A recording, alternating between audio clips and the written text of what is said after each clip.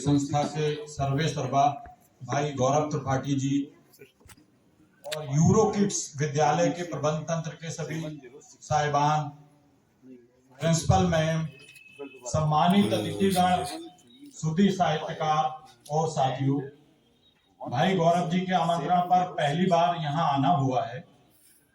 जो इस संस्था का उद्देश्य उन्होंने मूल रूप से बताया, उस उद्देश्य को लेकर मैं बहुत अभिभूत हूँ। उनका कहना है मेरा काम जो सिद्धहस्त और मजे हुए रचनाकार हैं सिर्फ उनका ही कविता पाठ इस मंच से कराना नहीं है, बल्कि जो नई पौध तैयार हो रही है, जिनमें संभावना मुझे दिखाई दे रही है, उनको मंच प्रदान करना है। ये बहुत बड़ी बात है और बहुत अच्छी बात है। तो उस नई पौध ने जो कुछ यहाँ मंच पर कहा, उनमें मुझे असीम संभावना।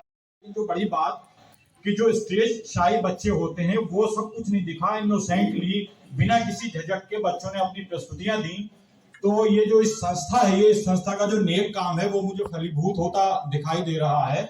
मैं बहुत गदगद हूं और आभार प्रकट करता हूं और उनको मुबारकबाद देता हूं भाई गौरव त्रिपाठी जी को। कविता और जीवन का संबंध, जो अंतर संबंध है, वो इस बात से स्पष्ट हो जाता है कि जीवन में भी लय होती है, कविता में भी लय होती है। तो कितना अंतर संबंध गहरा है और कविता और जीवन का, वो इस बात से पता चल जाता है। जीवन में चाहे सुख है, चाहे दुख है, चाहे टेढ़े मेढ़े रास्ते हैं, लेकिन सब लय में है। वो अलग बात है कि हम महसूस नहीं करते। तो कविता और जीवन का अंतर संबंध, जिंदगी को अगर बचाना है तो हमें भाषा को भी बचाना होगा, कविता को भी बचाना होगा। ये सब एक दूसरे से जुड़े हुए हैं। तो कविता को बचाने का, कविता को पल्लवित और पोषित करने का जो काम भाई गौरव त्रिपाठी जी ने किया है और जो कर रहे हैं, उसके लिए मैं उनको बहुत बहुत साधुवाद देता हूं।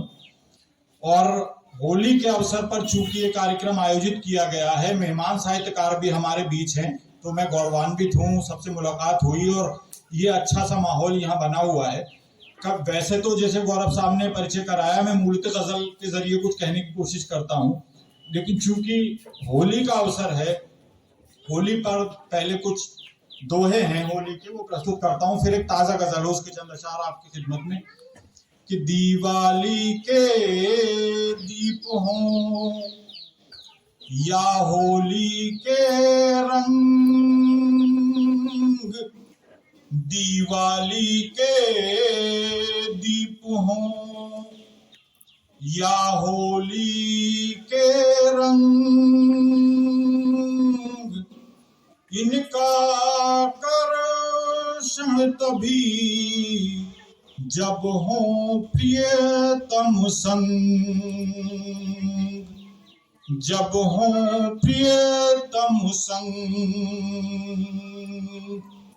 और रस्म निभाने को गले मिलते थे जो यार, रस्म निभाने को गले मिलते थे जो यार, वे मन से होली मिले, गजब हुआ इस बार, गजब हुआ इस बार। और होली है हो कुछ तो हुड़दंग,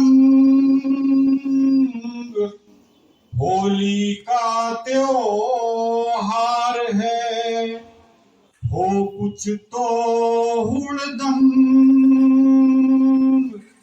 सबसे ये कहने लगे नीले पीले रंग, नीले पीले रंग। ये तो होली का उत्साह था, लेकिन कुछ विचारणीय प्रश्न भी, व्यवस्था भी लाचारों की इस आखिरी दोहे में प्रस्तुत करने की कोशिश की है। कि महंगाई की मार से जेबें हुई उदास, महंगाई की मार से जेबें हुई उदास, पर्वों का जाता रहा सारा उल्लास, अब सारा उल्लास। तो ये तो होली की बात हुई।